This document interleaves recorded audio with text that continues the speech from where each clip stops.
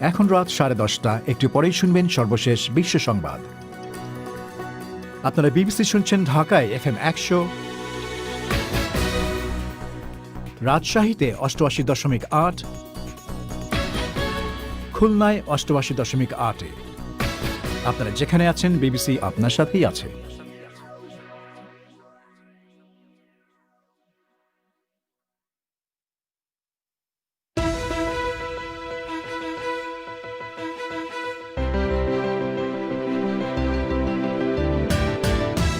BBC বাংলায় এখনকার প্রধান খবর।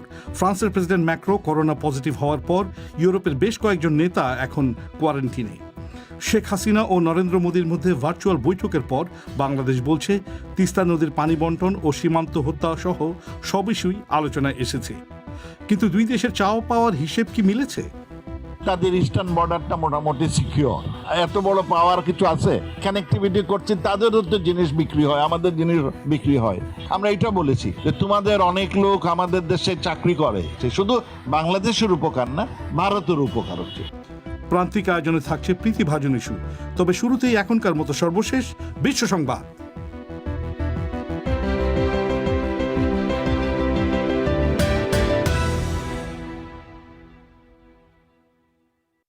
বিবিসি বাংলা বিশ্ব সংবাদ পড়ছি মানসী বড়ুয়া। ফ্রান্সের president Emmanuel macro corona positive হওয়ার পর ইউরোপের বেশ কয়েকজন নেতা সেলফ আইসোলেশন বা স্বেচ্ছায় ঘরবন্দি হতে বাধ্য হয়েছেন। মিস্টার ম্যাক্রোর উপসর্গগুলো গুরুতর নয় এবং তিনি 7 দিন ঘরের মধ্যে থেকে কাজ করবেন। তার সরকারের প্রধানমন্ত্রী জঁ ক্যাস্টেক্স পরীক্ষায় করোনা নেগেটিভ হলেও বাড়তি সতর্কতা হিসাবে ঘরবন্দি হচ্ছেন। স্পেনের সরকার প্রধান পেদ্রো স্যাঞ্চেজ এবং ইউরোপীয় কাউন্সিলের সভাপতি চার্লস মিশেলও কোয়ারেন্টিনে গেছেন, কারণ এরা দুজনেই গত সোমবার মিস্টার ম্যাক্রোর সাথে লাঞ্চ করেছেন। পর্তুগালের প্রধানমন্ত্রী অ্যান্টোনিও কস্টা ফরাসি প্রেসিডেন্টের সাথে গত বুধবার দেখা করেছেন। সুইডেনের রাজা গুস্তাভ বলছেন করোনা ভাইরাস মোকাবিলা করতে তার দেশ ব্যর্থ হয়েছে। সোমবার প্রচার করা হবে এমন একটি টেলিভিশন অনুষ্ঠানে তিনি বলবেন যে বহু মানুষ করোনায় মারা গেছে এবং দেশ তাদের সাহায্য করতে ব্যর্থ হয়েছে। সুইডেন ইউরোপের স্বল্প কটি দেশ যেখানে পূর্ণাঙ্গ লকডাউন জারি করা হয়নি। বাহরাইনের রাজা হামাদ বিন ইসা আল খলিফাকে করোনা ভাইরাসের টিকার প্রথম ডোজ দেওয়া হয়েছে। জাতীয় পর্যায়ে টিকা কর্মসূচি শুরুর কথা ঘোষণা করার কয়েক ঘণ্টা পরেই তাকে এই টিকা দেওয়া হয়। দেশটিতে চীনের তৈরি টিকা ব্যবহারের অনুমোদন দেওয়া হয়েছে। নাইজেরিয়ার জিহাদি দল বোকো হারামের তরফ থেকে একটি ভিডিও প্রকাশ করা হয়েছে, যেখানে দৃশ্যত গত সপ্তাহে অপহৃত স্কুল ছাত্রদের দেখা যাচ্ছে। ভিডিওতে দেখা যাচ্ছে মুখ ঢাকা অস্ত্রধারীরা এসব ছাত্রদের পাহারা দিচ্ছে। এদের কারো কারো বয়স 10 বছরের বেশি নয়। কর্তৃপক্ষ বলছে উত্তর পশ্চিমাঞ্চলীয় কাতসিনা প্রদেশের একটি বোর্ডিং স্কুল থেকে অপহরণ করা 300-এরও বেশি ছাত্রের হিসেব পাওয়া যাচ্ছে না। ইউরোপীয় ইউনিয়নের শীর্ষ আদালত আবারও অভিবাসী আশ্রয় প্রার্থীদের সাথে হাঙ্গেরির আচরণের জন্য দেশটির বিরুদ্ধে রুল জারি করেছে। হাঙ্গেরি যেভাবে অভিবাসীদের সার্বিয়ার সীমান্তে ট্রানজিট ক্যাম্পে আটক রেখেছে, তার বিরুদ্ধে করা ইউরোপীয় কমিশনের অভিযোগের পক্ষে রায় দিয়ে ইউরোপীয় বিচার আদালত বলেছে অভিবাসীদের এভাবে রাখা বেআইনিভাবে আটক রাখার শামিল এবং তা ইইউর আইনের সাথে সঙ্গতিপূর্ণ নয়। ফিলিপিন্সের প্রেসিডেন্ট রড্রিগো দুতের্তে বলেছেন তিনি আন্তর্জাতিক অপরাধ আদালত বা আইসিসির মুখোমুখি হতে ভয় পান না। আইসিসির প্রধান কৌঁসুলি ফাতো বেনসোদা এ সপ্তাহে একটি রিপোর্ট প্রকাশ করেন, যাতে বলা হয় মিস্টার দুতের্তে সে দেশে মাদকের বিরুদ্ধে যে যুদ্ধ ঘোষণা করেছিলেন সে সময় মানবতার বিরুদ্ধে অপরাধ সংঘটিত হয়েছিল বলে মনে করার যৌক্তিক ভিত্তি আছে। বিবিসি বাংলার রাতের আয়োজন পরিক্রমা শর্টওয়েভ ছাড়াও প্রচারিত হচ্ছে FM তরঙ্গে বাংলাদেশে প্রধান 10টি শহরে, আর ইন্টারনেটে এই অনুষ্ঠানটি লাইভ প্রচারিত হচ্ছে bbcbangla.com ওয়েবসাইট থেকে।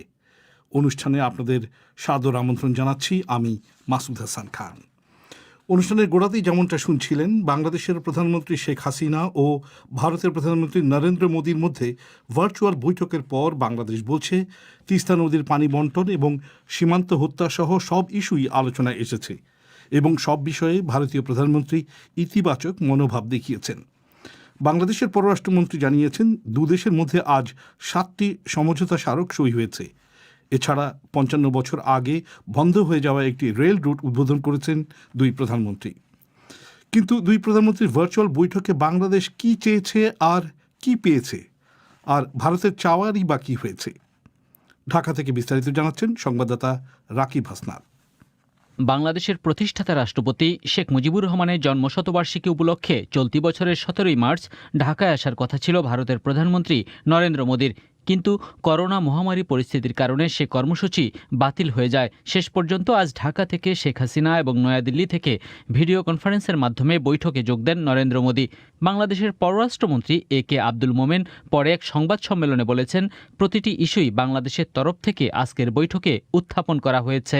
আমাদের যত ধরনের ইস্যু আমরা সবগুলো রেজ করি এবং আমাদের সব ইস্যুতেই তারা মোটামুটিভাবে অত্যন্ত সহানুভূতিশীল। 7টি এমইউ সই হয়েছে। সামিটে দুই প্রধানমন্ত্রী তারা দুজনে এই স্যাটিসফ্যাকশন এক্সপ্রেস করেছেন। পররাষ্ট্রমন্ত্রী জানান, বিভিন্ন খাতে 7টি সমঝোতা স্মারক ছাড়াও 55 বছর আগে বন্ধ হয়ে যাওয়া চিলাহাটি হলদিবাড়ি রেল রুট উদ্বোধন, দুদেশের জাতির পিতার ভার্চুয়াল জাদুঘর, শেখ মুজিবুর রহমানের উপর একটি ডাকটিকিট উদ্বোধন ছাড়াও মুজিবনগর থেকে নদিয়া পর্যন্ত একটি সড়ক এবং বাংলাদেশকে 3 কোটি কোভিড ভ্যাকসিন দেওয়ার বিষয়ে একমত হয়েছে দুদেশ। কিন্তু দুদেশ বারবার একমত হলেও সীমান্তে বাংলাদেশি হত্যা বন্ধ হচ্ছে না কেন? এমন প্রশ্নের জবাবে পররাষ্ট্রমন্ত্রী একে আব্দুল মোমেন, আজকে মাননীয় ভারতের প্রধানমন্ত্রী বলেছেন, হি রেজড ইট এন্ড সেড যে আমাদের ইচ্ছা বাংলাদেশ ভারতের বর্ডারে কোনো লিথেল ওয়েপন ব্যবহৃত হবে না। এই ইনস্ট্রাকশন তিনি আবার নতুন করে দেবেন। তবে সেই সাথে আমাদেরও স্মরণ রাখতে হবে কিছু ক্রিমিনাল অ্যাক্টিভিটি বর্ডারে হয়, সেইগুলো ব্যাপারে আমাদেরও সতর্ক থাকতে হবে। সাম্প্রতিক সময়ে পেঁয়াজ রপ্তানি বন্ধের উদাহরণ দিয়ে মন্ত্রী বলেন, ভারত অনেক সময় হঠাৎ করে এমন কিছু পণ্য রপ্তানি বন্ধ করে দেয় যাতে বাংলাদেশ সমস্যায় পড়ে, এবং এ বিষয়টি আজকের বৈঠকে উত্থাপন করেছেন প্রধানমন্ত্রী শেখ হাসিনা। পাশাপাশি 4 দেশের মধ্যে যান চলাচল চুক্তির বিষয়ে সহায়তা চেয়েছে বাংলাদেশ, যাতে বাংলাদেশের পণ্যবাহী যানবাহন নেপাল ও ভুটান পর্যন্ত যেতে পারে। বৈঠকে তিস্তা নদীর পানি বণ্টন ছাড়াও কয়েকটি নদীর সীমানা নির্ধারণের বিষয়টি উত্থাপন করা হয়েছে বাংলাদেশের পক্ষ থেকে। আলোচনায় এসেছে মিয়ানমার, ভারত ও থাইল্যান্ড সড়কে বাংলাদেশকে সম্পৃক্ত করার বিষয়টি। এছাড়া ব্রিক্স ব্যাংকে বাংলাদেশকে সম্পৃক্ত করতে অনুরোধ পেয়ে তাতে সম্মত হয়েছে বাংলাদেশ। কিন্তু এত সব আলোচনার মধ্যে বহুল আলোচিত তিস্তা নদীর পানি বণ্টন নিয়ে কি বলেছে বাংলাদেশ, আর ভারতই বা কি জবাব দিয়েছে? আমরা এটা রেজ করে আপনাদের লজ্জিত করতে চাই না, তবে it is a very important issue for Bangladesh. এই একই সাথে আমরা বাকি আরো 6টা নদীর কথা জিজ্ঞেস করেছি। তিস্তা নিয়ে বলেছে যে তারা they are consulting with everyone to bring them on board. একজন সাংবাদিক প্রশ্ন করেছিলেন যে পানি বণ্টন, সীমান্ত হত্যা কিংবা অশুল্ক বাধা দূর করার মতো বিষয়গুলো নিয়ে দীর্ঘকাল বাংলাদেশ ভারতের সহায়তা চেয়ে আসছে, কিন্তু ভারত বারবার প্রতিশ্রুতি দিলেও বাস্তবায়ন করছে না। এগুলো পররাষ্ট্রমন্ত্রীকে হতাশ করছে কিনা? জবাবে একে আব্দুল মোমেন, আমরা বাংলাদেশি লোক, আমাদেরও ফ্রাস্ট্রেট করে। অনেক দূর অগ্রসর হয়েছি, তো আমরা সবসময় আশাবাদী। আমরা চাই না যে একজন লোক এই বর্ডারে মারা যাক। আনফর্চুনেটলি এই ইনসিডেন্টসগুলো সময় সময় হয়ে আমাদের দুই দেশের যে এত সুন্দর সম্পর্ক সেইখানে একটা কলঙ্ক তৈরি করে। কিন্তু আজকের এই বৈঠকে বাংলাদেশের কাছ থেকে ভারত কি চেয়েছে? জবাবে পররাষ্ট্রমন্ত্রী বলেন, তারা ইতোমধ্যেই অনেক কিছুই পেয়েছে। তাদের ইস্টার্ন বর্ডারটা মোটামুটি সিকিউর, এটা এত বড় পাওয়ার কিছু আছে। তারপরে আমরা এই কানেক্টিভিটি করছি, তাদেরও তো জিনিস বিক্রি হয়, আমাদের জিনিস বিক্রি হয়। আমাদের লোকজনও গিয়ে তাদের দেশে গিয়ে স্বাস্থ্য সেবার জন্য যায়, বিভিন্ন রকম কারণে যায়, তারাও তো আমাদের দেশে আসতেছে। আমরা এটা বলেছি যে তোমাদের অনেক লোক আমাদের দেশে চাকরি করে, তো এই যে আপনার কানেক্টিভিটির জন্য উভয় দেশের উপকার হচ্ছে, শুধু বাংলাদেশের উপকার না, ভারতের উপকার হচ্ছে। ওদিকে ঢাকায় ভারতীয় হাইকমিশনার বিক্রম দোরাইস্বামী আজ দুপুরেই সাংবাদিকদের বলেছেন যে দিল্লির কাছে ঢাকার সম্পর্ক যে বিশেষ কিছু, সে বার্তাই আজ বাংলাদেশের প্রধানমন্ত্রীকে দিয়েছেন ভারতের প্রধানমন্ত্রী। শুনছিলেন রাকিব হাসনাতের প্রতিবেদন ঢাকা থেকে। আপনাদের এখানে জানিয়ে রাখি যে বিবিসি বাংলার রেডিও অনুষ্ঠান দুটি শর্ট ওয়েভে শোনা যাচ্ছে। বাংলাদেশ সময় সন্ধে 7:30 আর ভারতের সময় 7টায় প্রবাহ প্রচারিত হচ্ছে 9510, 9900 আর 11750 কিলোহার্টজে, যথাক্রমে 31 এবং 25 মিটার ব্যান্ডে। আর বাংলাদেশ সময় রাত 10:30 ও ভারতে রাত 10টায় পরিক্রমা প্রচারিত হচ্ছে 7265 এবং 9585 কিলোহার্টজে, যথাক্রমে 41 ও 31 মিটার ব্যান্ডে। এফএমে কোনো কারণে অনুষ্ঠান শুনতে সমস্যা হলে আপনারা শর্ট ওয়েভেও আমাদের রেডিও অনুষ্ঠানগুলো শুনতে পারবেন। আর এছাড়া অনলাইনে অনুষ্ঠান তো শোনা যাচ্ছেই। পশ্চিমবঙ্গে ক্ষমতাসীন তৃণমূল কংগ্রেসের প্রভাবশালী নেতা শুভেন্দু অধিকারী আজ দলের সব পদ থেকে ইস্তফা দিয়েছেন।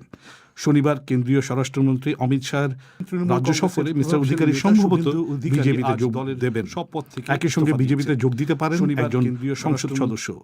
ভোটের আগে দল ছাড়তে পারেন আরও কিছু নেতা মন্ত্রী, এমন আভাস ইঙ্গিত মিলছে। তৃণমূল কংগ্রেস যদি মনে করছে না যে এই নেতারা দল ত্যাগ করলে তাদের বিশেষ সমস্যা হবে, মুখ্যমন্ত্রী মমতা ব্যানার্জিও একের পর এক নেতার দল ত্যাগ নিয়ে উদ্বিগ্ন নন বলেই ঘোষণা করেছেন।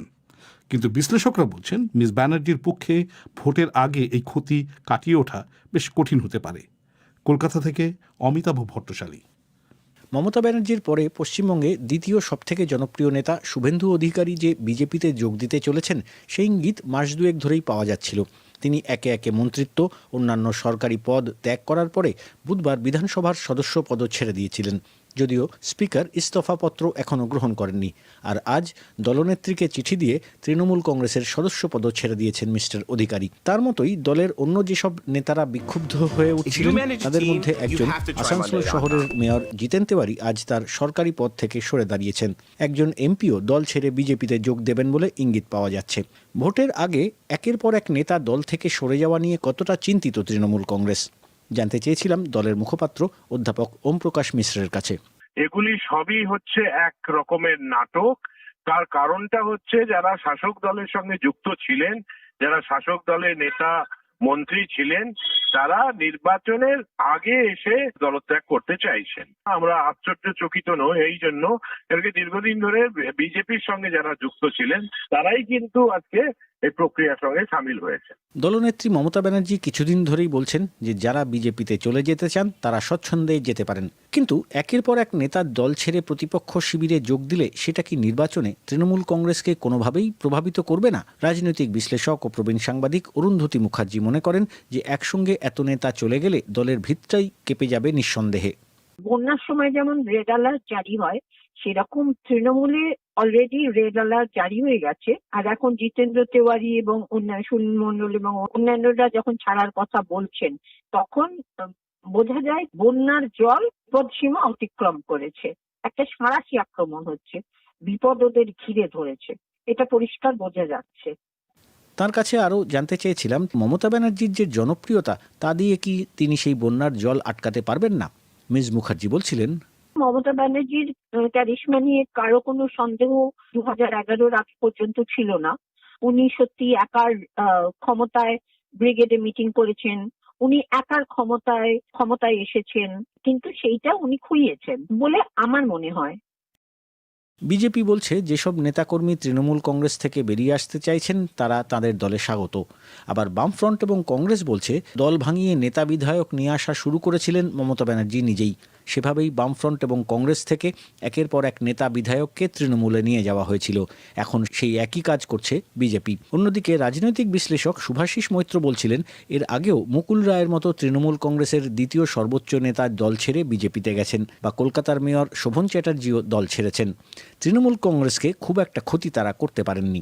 মমতার সামগ্রিকভাবে কতটা ক্ষয় হয়েছে ওই জনপ্রিয়তায় বা হয়নি সেটা ভোটের পরে বোঝা যাবে, কিন্তু এই ধরনের কোনো ব্যক্তির চলে যাওয়া নিয়ে ক্ষয়টা বেশি দিন চোখে পড়বে না। মুকুল রায় যখন চলে গিয়েছিলেন তখন ঠিক এই ধরনের প্রশ্নগুলোই আমাদের মনে এসেছিল, কারণ তৃণমূল দলটা এইরকমই, বা এই ধরনের রাজনৈতিক দলগুলি এমনই হয় যে এত বেশি ব্যক্তির উপরে নির্ভরশীল থাকে।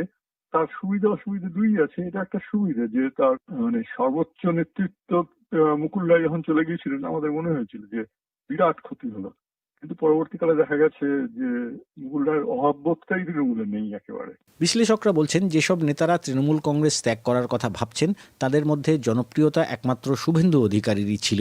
অন্য যারা বিক্ষুব্ধ হয়ে উঠেছেন তাদের জনপ্রিয়তার পরিসর সীমিত, এবং সেটাও মমতা ব্যানার্জির কল্যাণেই। তাই দল থেকে বেরিয়ে গেলে তারা কতটা তৃণমূল কংগ্রেসের কর্মী এবং ভোট নিজেদের সঙ্গে নিয়ে যেতে পারবেন তা নিয়ে সন্দেহ আছে। অমিতাভ ভট্টশালী। আপনারা শুনছেন বিবিসির অনুষ্ঠান পরিক্রমা। এবার আজ রাতের অন্য আয়োজন।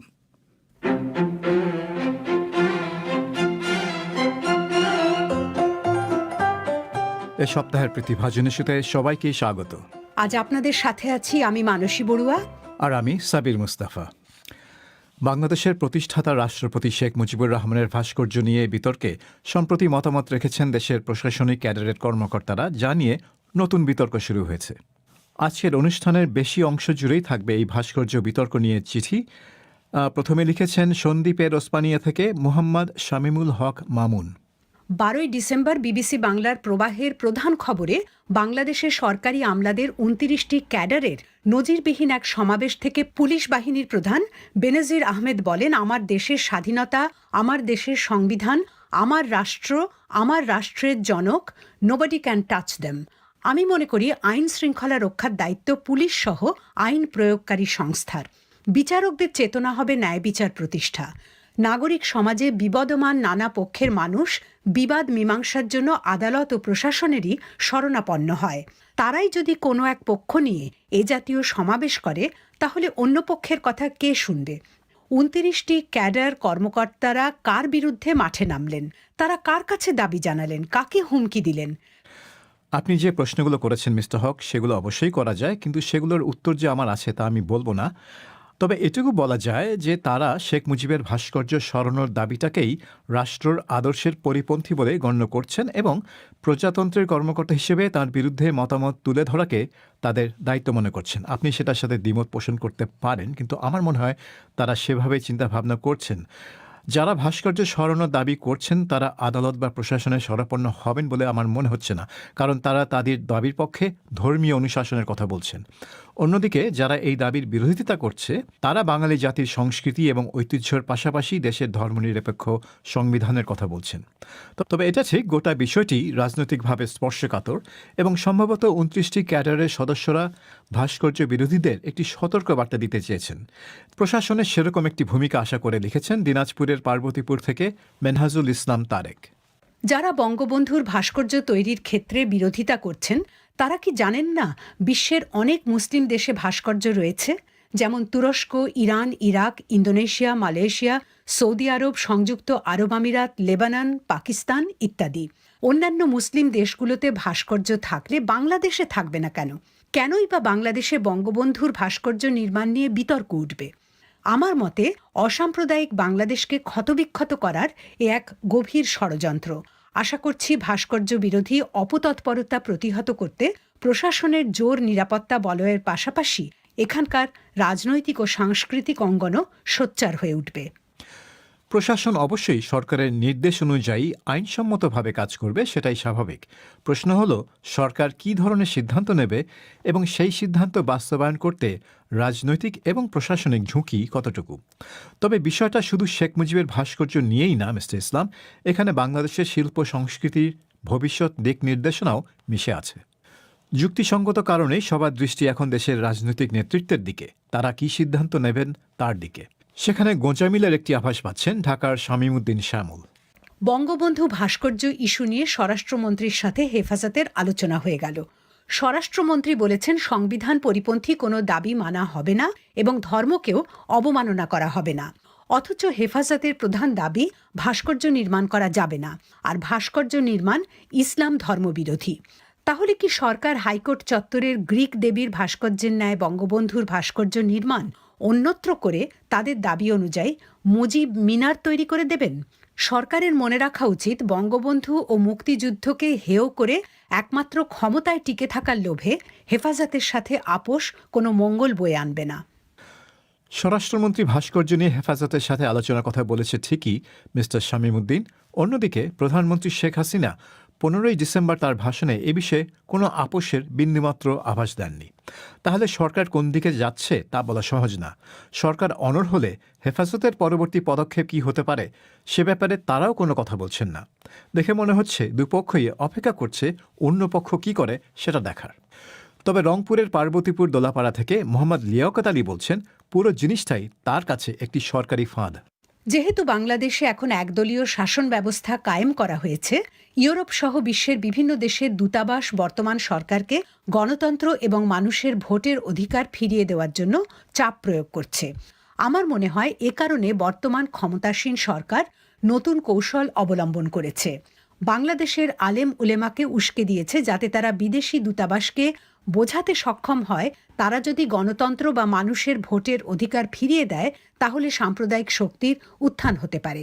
আর বাংলাদেশে কিছু আলেম আছে যারা রাজনীতি একটু কম বোঝে, তারা কি করল? তারা সরকারের পাতা ফাঁদে পা দিয়ে বসল। সরকারও এখানে জিতে গেল। আপনার কথা কিছুটা ষড়যন্ত্র তত্ত্বের মতো শোনাচ্ছে মিস্টার আলী। হেফাজতে ইসলামের নেতারাই কিন্তু শেখ মুজিবের ভাস্কর্যকে লক্ষ্যবস্তু বানিয়েছে।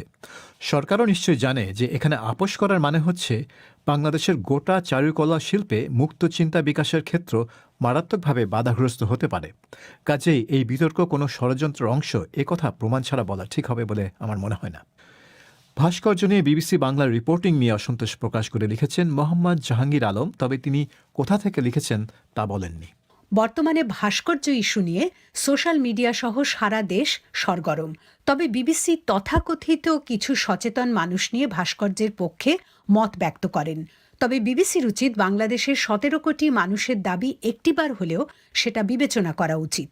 বিবিসি যেসব বিশেষজ্ঞের পরামর্শ নিয়ে থাকে তাদের ধর্ম সম্বন্ধে বিশেষ কোনো ধারণা নেই। তাদের পাশাপাশি একজন ইসলামী বিশেষজ্ঞকে আমন্ত্রণ জানানো উচিত।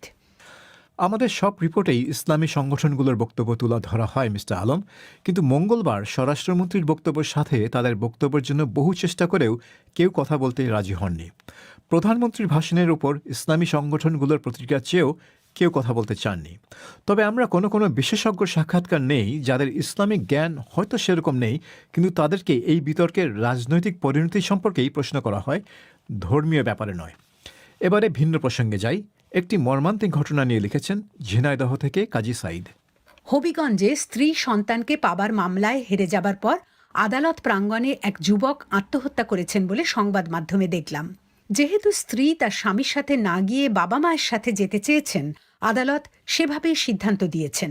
প্রশ্ন হলো, এমন স্পর্শকাতর বিষয়গুলো কি শুধুমাত্র আদালতের মাধ্যমেই সমাধান হওয়া যুক্তিসঙ্গত, নাকি কাউন্সেলিংয়ের মতো পথও বিবেচনায় আনা যেতে পারে? তাছাড়া এমন বিষয়গুলোতে সিদ্ধান্ত নিতে আরও সংবেদনশীল হওয়ার সুযোগ আছে কি? এটা খুবই জটিল বিষয় মিস্টার সাইদ। বাংলাদেশে মানসিক বা মনস্তাত্ত্বিক জটিলতা নিয়ে অনেক মানুষই ভোগেন, কিন্তু তাদের চিকিৎসার বিষয়টি অগ্রাধিকার পায় না বলেই মনে হয়। পারিবারিক অশান্তি বা সংসার ভেঙে যাওয়ার মতো ঘটনার প্রতিরোধে পেশাদারি কোনো কাউন্সেলিংয়ের ব্যবস্থা বা সেবা আছে কিনা তা আমি জানি না। তবে ডিভোর্স বা বাচ্চা কার সাথে থাকবে, এসব বিতর্কর মীমাংসা করতে আদালতে যাওয়া বিরল কোনো ঘটনা নয়। বিরল হচ্ছে আত্মহত্যার ঘটনাটি। ভারতের একটি প্রসঙ্গ নিয়ে লিখেছেন খুলনার দাকব থেকে মুকুল সর্দার। সম্প্রতি ভারতের জাতীয় সঙ্গীত পরিবর্তনের জন্য দাবি তোলা হয়েছে। বাংলাদেশেও মাঝে মধ্যে এমন দাবি ওঠে। রবি ঠাকুরের লেখা গান বলেই হয়তো বাংলাদেশের জাতীয় সঙ্গীত পরিবর্তনের দাবি তোলেন কেউ কেউ। কিন্তু ভারতে এমন দাবি কেন তোলা হচ্ছে ঠিক বুঝতে পারি না। বিশেষ কোনো ব্যক্তি বা দলের স্বার্থে দেশের জাতীয় সঙ্গীতে পরিবর্তন আনার দাবি হাস্যকর বলেই মনে হয়। তার চেয়েও বড় কথা, জনগণ মন গানের চেয়ে খুব প্রাসঙ্গিক গান আর কি হতে পারে ভারতের জাতীয় সঙ্গীত? ভালো বিষয়ের অবতারণা করেছেন মিস্টার সর্দার, তবে বাংলাদেশের জন্য হয়তো খুব একটা প্রাসঙ্গিক না। যাই হোক, জনগণ মন নিয়ে অনেকদিন ধরেই ভারতে একটি বিতর্ক আছে। কেউ কেউ মনে করেন গানটি ব্রিটিশ রাজা পঞ্চম জর্জকে বন্দনা করে লেখা হয়েছিল, যে কারণে তারা সেই গানকে স্বাধীন প্রজাতন্ত্রের জাতীয় সঙ্গীত হিসেবে উপযুক্ত মনে করেন না। তবে অনেকেই সেই ধারণা সঠিক নয় বলে দাবি করে বলেছেন 1911 সালে ভারতীয় জাতীয় কংগ্রেস দলের একটি সভায় গানটি প্রথমে ভারত ভাগ্য বিধাতা হিসেবে গাওয়া হয়। সেই সভায় ব্রিটিশ রাজা পঞ্চম জর্জের প্রতি আনুগত্য প্রকাশ করে একটি প্রস্তাব পাশ করা হয়েছিল এবং তার বন্দনা করে অন্য একটি গান গাওয়া হয়েছিল। বিভ্রান্তির কারণ হচ্ছে পরের দিন কয়েকটি পত্রিকা ভারত ভাগ্য বিধাতাকেই বন্দনাসূচক গান বলে অভিহিত করেছিল। তবে বিজেপি নেতা সুব্রমণিয়াম স্বামী গানটি বদলাতে বলছেন না, তিনি গানের কয়েকটা লাইনে পরিবর্তন আনতে চাইছেন, যেটা আরও বিস্ময়কর একটি দাবি। আর বাংলাদেশে যারা জাতীয় সঙ্গীতের পরিবর্তন চান তারা অন্য একটি যুক্তি দেখান। তাদের যুক্তি হচ্ছে রবীন্দ্রনাথ গানটি 1905 সালে লিখেছিলেন ব্রিটিশদের বঙ্গভঙ্গ নীতির প্রতিবাদে। তখন বঙ্গভঙ্গের ফলে পশ্চিম এবং পূর্ববঙ্গ আলাদা হয়ে গিয়েছিল, কিন্তু স্বাধীন বাংলাদেশ যেহেতু সেই পূর্ববঙ্গের ওপর ভিত্তি করেই গঠন করা হয়েছে, তাই তারা মনে করেন জাতীয় সঙ্গীত হিসেবে আমার সোনার বাংলা উপযুক্ত না। তবে জাতীয় সঙ্গীত পরিবর্তনের দাবি বাংলাদেশে খুব একটা সুবিধা করতে পেরেছে বলে মনে হয় না। আমার মনে হয় যখন একটি ঐতিহাসিক গান, যেটা একটি সুনির্দিষ্ট সময়ের প্রেক্ষাপটে লেখা হয়েছিল, সেটাকে আধুনিক স্বাধীন দেশের জাতীয় সঙ্গীত হিসেবে গ্রহণ করা হয়, তখন মতবিরোধ বা বিতর্ক হতেই পারে। সেই মতবিরোধ মুক্ত চিন্তা এবং বাক স্বাধীনতার আলোকেই মূল্যায়ন করা উচিত। এবারে ভিন্ন বিষয়ে যাই। সরকারি হেফাজত থেকে তরুণদের পলায়ন নিয়ে লিখেছেন সাভার সরকারি কলেজ থেকে মনিরুল হক রনি। সম্প্রতি যশোর শিশু ইউনিয়ন কেন্দ্র থেকে 8 জন কিশোরের পালিয়ে যাওয়ার ঘটনা ঘটেছে। পূর্বে এই কেন্দ্র থেকে কিশোরদের পালানোর নজিরও রয়েছে। চলতি বছরের অগস্ট মাসে এই কেন্দ্রে কর্মচারীদের নির্যাতনে ৩ জন কিশোরের মৃত্যুর মতো জঘন্য ঘটনাও সংঘটিত হয়েছে। অন্যদিকে গত ৪ ডিসেম্বর ফরিদপুর সেফ হোম থেকে ৭ জন তরুণী পালানোর ঘটনাও গণমাধ্যমে এসেছে। আবার কারাগারের মতো সুরক্ষিত জায়গা থেকে কয়েদি পালানোর ঘটনাও ইতিপূর্বে আমরা দেখেছি। এভাবে কঠোর নিরাপত্তার মধ্যে সবার চোখ ফাঁকি দিয়ে পালিয়ে যাওয়ার মতো ঘটনা এ সমস্ত সরকারি প্রতিষ্ঠানের নিরাপত্তার বিষয়কে কি প্রশ্নের মুখে ফেলে দিচ্ছে না? আপনি নিশ্চয়ই শিশু উন্নয়ন কেন্দ্রের সাথে কারাগারের তুলনা করছেন না মিস্টার হক। কারাগারে কঠোর নিরাপত্তা থাকারই কথা, কিন্তু একই কথা কি শিশু উন্নয়ন কেন্দ্রের জন্য প্রযোজ্য? আর একটি সেফ হোম থেকে যখন তরুণী পালিয়ে যায়, তখন আমাদেরকে নিশ্চয়ই প্রশ্ন করতে হবে কি হচ্ছিল ওখানে যা তরুণীদের পালিয়ে যেতে বাধ্য করে। আমার মনে হয় এখানে নিরাপত্তার চেয়ে কেন্দ্রগুলি পরিচালনার ধরনটা তদন্ত করা দরকার। এবার একটি মৌসুমি চিঠি। শীতের মৌসুমে সড়ক মহাসড়কের ঝুঁকি যে অনেকাংশে বৃদ্ধি পায় সেদিকে দৃষ্টি আকর্ষণ করে লিখেছেন রংপুরের কাউনিয়া থেকে বিলকিস আক্তার। প্রতি বছর শীতকালে নানা ধরনের ভোগান্তি আর দুর্ঘটনার মুখোমুখি হতে হয় জনসাধারণকে। শীতকালে ঘন কুয়াশায় আচ্ছন্ন থাকে চারপাশ। কখনো কখনো স্বল্প দূরত্বে থাকা কোনো কিছু স্পষ্টভাবে দেখা যায় না। কিছু কিছু সড়কে বাতি জ্বালানো থাকলেও সেগুলো খুব বেশি কাজে আসে না। ফলে সড়ক মহাসড়কগুলোতে প্রায়শই দুর্ঘটনা লেগেই থাকে। এছাড়া শীতে সড়কে চুরি, ছিনতাই সহ অন্যান্য অপরাধকর্ম বেড়ে যায়। উভয় ক্ষেত্রে চালকদের অধিক সচেতন থাকা দরকার। এর পাশাপাশি সড়ক দুর্ঘটনা এড়াতে এবং অপরাধ দমনে সড়ক মহাসড়কে প্রশাসনিক টহল স্বাভাবিক সময়ের তুলনায় অবশ্যই বৃদ্ধি করতে হবে। গুরুত্বপূর্ণ কথা বলেছেন মিস আক্তার। বিশ্বের সব দেশেই শীতের সময় সড়ক বিপজ্জনক হয়ে ওঠে, কোথাও কুয়াশার কারণে, আবার কোথাও বরফের কারণে। সেখানে অবশ্যই উচিত যানবাহনের গতি কঠোরভাবে নিয়ন্ত্রণ করা এবং গাড়ির লাইট, ব্রেক সব ঠিক আছে কিনা সেটা নিয়মিত চেক করা। তবে অপ্রিয় হলেও সত্য যে এখানে বড় অঙ্কের জরিমানা বা লাইসেন্স বাতিলের শাস্তি না থাকলে অনেকেই নিয়মের তোয়াক্কা করবে না। এবারে আমাদের নিজস্ব পরিবেশনার একটি দিক নিয়ে লিখেছেন খুলনার বয়রা আবাসিক এলাকা থেকে মোহাম্মদ সিরাজুল ইসলাম। বিবিসি এখন শুধু শুনি না, দেখি, পড়ি, উপভোগ করি।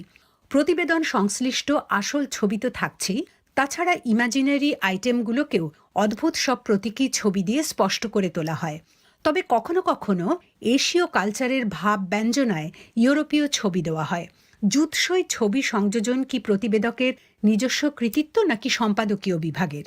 অভিন্ন প্ল্যাটফর্মের পরিবেশনা হলেও প্রবাহ টিভি অনুষ্ঠান, বিবিসি ক্লিক একই ওয়েব পেজে দেওয়া হয় না কেন? আপনি ঠিকই বলেছেন মিস্টার ইসলাম। ওয়েবসাইটে ছবি অত্যন্ত গুরুত্বপূর্ণ ভূমিকা পালন করে এবং আমরা চেষ্টা করি প্রতিবেদনের বিষয়বস্তুর সাথে সামঞ্জস্য রেখে ছবি ব্যবহার করতে। কিন্তু আপনি যেমন বলছেন, অনেক সময় সেটা হয়ে ওঠে না। এটা আমাদের ব্যর্থতা। ছবি প্রাথমিকভাবে প্রতিবেদকই বাছাই করেন, কিন্তু পরবর্তীতে যিনি পাতা প্রকাশ করেন সে ছবি বদলানোর ক্ষমতা তার থাকে। সবশেষে আমাদের অনুষ্ঠান নিয়ে আরেকটি চিঠি লিখেছেন পঞ্চগড়ের দেবীগঞ্জ থেকে দীপক চক্রবর্তী। বিবিসি যে বুধবারে ফোন ইন অনুষ্ঠানটি বন্ধ করল, কেন যে করল বুঝলাম না। করোনা কি পৃথিবী থেকে গেছে? তাহলে বিবিসি থেকে যে ফোন ইন অনুষ্ঠানগুলো হয়, গ্রামের মানুষ অনেক কিছু জানতে পারছে। বর্তমানে সোমবার ও বুধবারে ফোন ইন অনুষ্ঠান দুইটি ছিল খুব গুরুত্বপূর্ণ। আমি আপনার সাথে একমত মিস্টার চক্রবর্তী যে ফোন ইন দুটোই গুরুত্বপূর্ণ, কিন্তু খেলাধুলার একটি ফিচার আমাদের ফিরিয়ে আনতেই হলো। তাছাড়া সোমবারের ফোন ইন বাদ পড়ছে না, কাজেই সবাই করোনা ভাইরাস বা অন্যান্য স্বাস্থ্য সমস্যা নিয়ে তাদের প্রশ্ন আমাদের অতিথির কাছে করতে পারে। এবারে কিছু চিঠির প্রাপ্তি স্বীকার করা যাক। দৌলতপুর কুষ্টিয়া থেকে হাসান আল সাইফ, পটুয়াখালীর মৌকরণ থেকে শাহিন তালুকদার, কুমিল্লা বিশ্ববিদ্যালয় থেকে মোহাম্মদ মাসুদ রানা, আর কপিলমুনি খুলনা থেকে মোহাম্মদ শিমুল বিল্লাল বাপ্পি। সময় শেষ। অনুষ্ঠান শোনার জন্য সবাইকে ধন্যবাদ।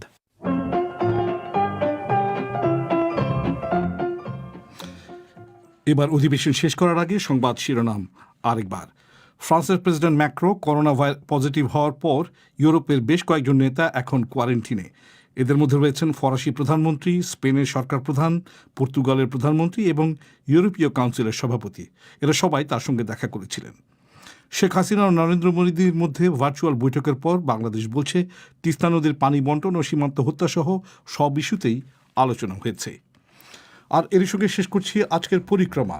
আমাদের পরবর্তী অনুষ্ঠান প্রবাহ শুনতে পাবেন আগামীকাল বাংলাদেশ সময় সন্ধ্যে 7:30 আর ভারতে সন্ধ্যে 7টায়।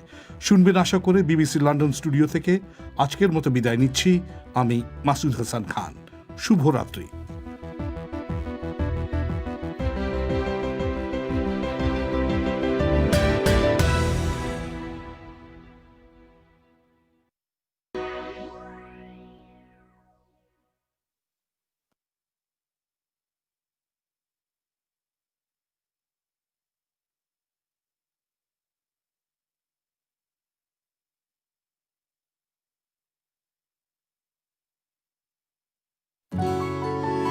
BBC. This is the BBC. There are no programmes on this channel at present. Details of all our services are at